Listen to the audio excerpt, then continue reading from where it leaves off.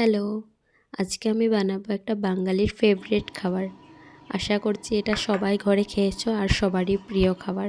কোনো জায়গাতে যাওয়ার থাকলে এটা তো টাইমও কম লাগে, বানাতেও সোজা, খেতেও ভালো লাগে, এইটাই বানিয়ে খেয়ে যাই। চলো আমি এটা কিভাবে বানালাম, আমি কিভাবে বানালাম সেটাই তোমাদের সঙ্গে শেয়ার করি।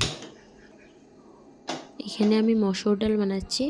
আগে আমি ডালটা ভালো করে সেদ্ধ করে নিয়ে নিয়েছি। তারপরে কড়াতে তেল দিয়ে শুকনো লঙ্কা আর এখানে আমি পেঁয়াজ ফোড়নের জন্য পেঁয়াজ দিয়েছি।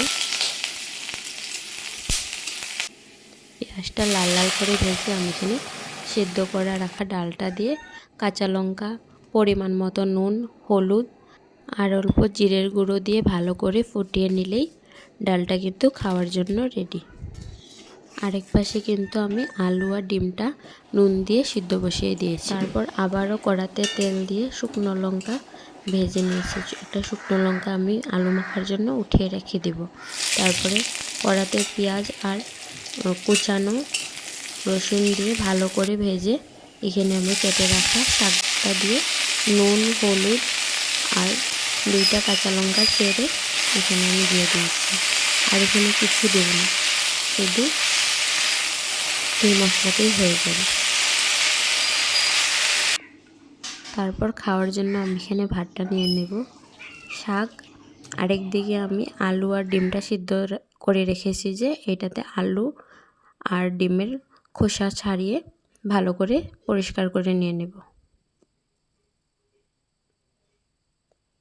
আলুটাতে কিন্তু আমি কিচ্ছু দেব না, একটা শুকনো লঙ্কা যে ভেজে রেখেছিলাম এইটা আর অল্প তেল দিয়ে আর অল্প নুন দিয়ে ভালো করে মেখে নিলেই আলু মাখাটাও খাওয়ার জন্য রেডি।